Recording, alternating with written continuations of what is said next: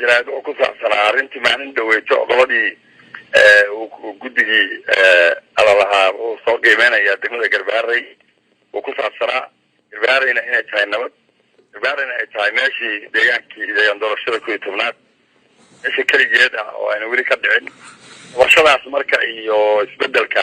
bulshada ee kicitaankii dadka ay ka kaceen markii la yiri guddigii sid iyo fit ma ahana waxa soo socda guddiin dheendheena arrintaas ayaa maaragtay ayaan sir jiraad oo qabanayay si ay ummadda Soomaaliyeed iyo dadka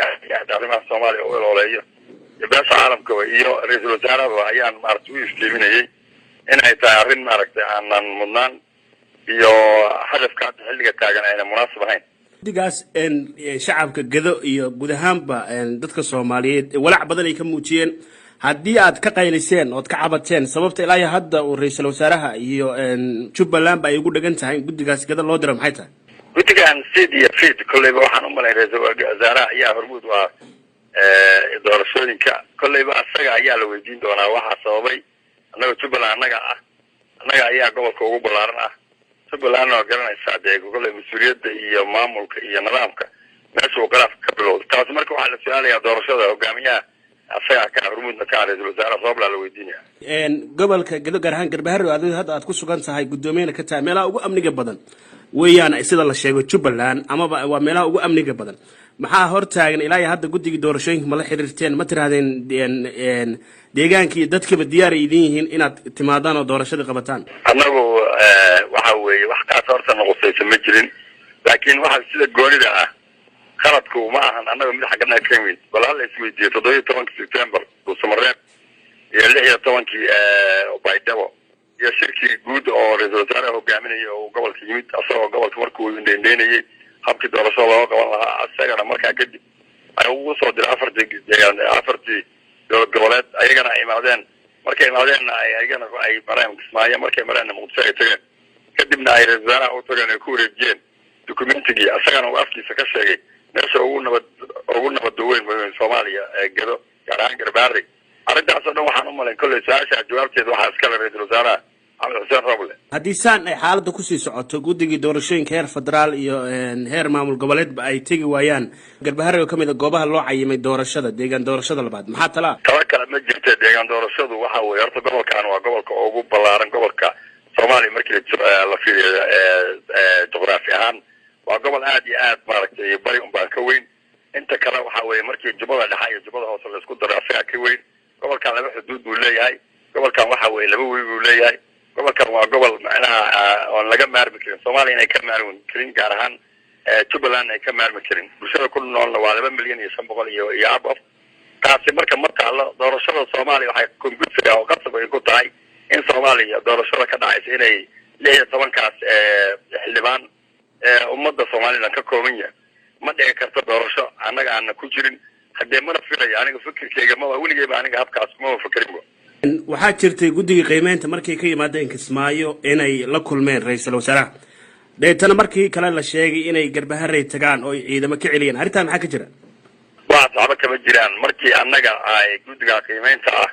dad iswato oo group ah oo koox ah oo hal dhinac u raran bay ahaayeen markii la magacaabay markii la magacaabana annagu deemanama qusaynba waxaan u arkaynaa arrin dhalanteeda sababta sharciga 17 September iyo Baydhabo kuma jirin kii kale oo shir gudoomiyaha ka ahaa ra'iisul wasaaraha iyo shanta dowlad goboleed oo Muqdisho ugu dambeeyay oo lagu go'aan qaatay in 11 deegaan doorasho ay ka dhacaan dib dambana doorashadaasi aan la isku soo noqon oo asaga afkiisa uu ku amray waxa ka dambeeyay aniga waxba ma arkin waxa anaga aan gacanta ku haysanaa heshiiskii oo ka dhacay September 17keedii Soomaaliyeed iyo kii Baydhabo iyo kii ra'iisul wasaaraha iyo afarta dowlad goboleed baa haysanaa wax ka dambeeyo oo anaga aqoonsanaana ma jiro wax ka dambeeyo soo bixi kara oo lagu midaysan yahay shanta dowlad goboleed ama anaga aan aqbalayna ma jirto sababtoo ah guddiga qiimeynta looma dirin 10 deegaan doorasho kale waay marka anaga maxaa sabab nagu ah anaga boqor nagu yaalo anaga sooray waay marka nogala diraya guddigaasna guddi shakhsi ama group way samaysteen bay ayagana waxay ku heshiiyeen anaga nooma taalin haday Axmed oo tagana ayaga ayaa si go'aan u heshiiyay laakiin anaga arrintan waa arrin beesha caalamka iyo ummadda Soomaaliyeed oo dhan iyo shanta dowlad goboleed iyo afarta dowlad goboleed ay ogyihiin ra'iisul wasaaraha hormuud uga ahaa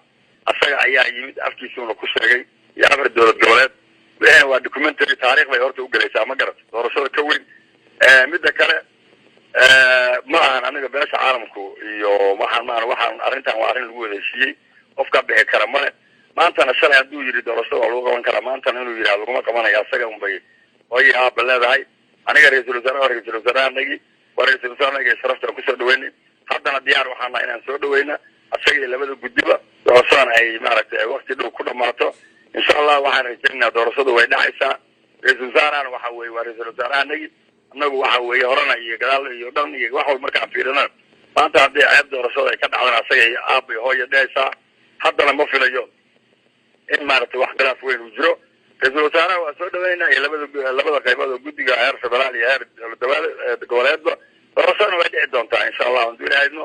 annaga waxaan leenahay soo dhowow baan leenahay gabagabada fariinta u dambaysa ee shacabka gedo iyo kan jubbaland iyo kan soomaaliyeed ay darankaa dhegaysanaya fariinta u dambaysa ee aad dirayso fariinta u dambaysa horta soomaaliya waxaan u dirayaa waxa weeye dhibaato ayaa soomaaliya haysato mid guud ma haystaa midkaasaan haystaa abaartana waa usii daranta waxaan rajaynayaa soomaaliya annagu soomaali baan ka midna hadday soomaaliya uu ra-iisul wasaare uu daco inu naga fuquuqna nagama fuquuqi karo haddii soomaaliya aan nahayna soomaaliya xaquuqday rabtay baan annagana rabnaa aniga marka waxaan kusoo goorayaa cimri taga ceeb laguma sugantiyo ra-iisul wasaareyga waxaan leeyahay taariikh baa ka hormayso documentary ah oo life ah oo adduunka meel kasta uu ku jiro waxaan filayaa annagu ra-iisul wasaare soo dhawow labadii guddi waa kaa sugaynaa doorashadana insha allahu si fiican bay noogu dhacaysaa wixii dhacay oo khilaaf ahaana waxa weye meeshuu ka yimid ayadaa taallo waxaan filayaa in uu kale ka waantoobi doono aniga waxaan leeyahay oo soomaaliya u furayaa midna wax dhaamo waa la waayey soomaaliye yaan dib dadka loo celin weliba waxaan leeyahay mas-uuliyadda u sarreysa oo maanta haday wax khilaaf ama dhib u dhaco ra-iisul wasaaraha ayaa tunka loo sanaya aakhira iyo adduunya intaas ayaan anigu kusoo gabagabaynaya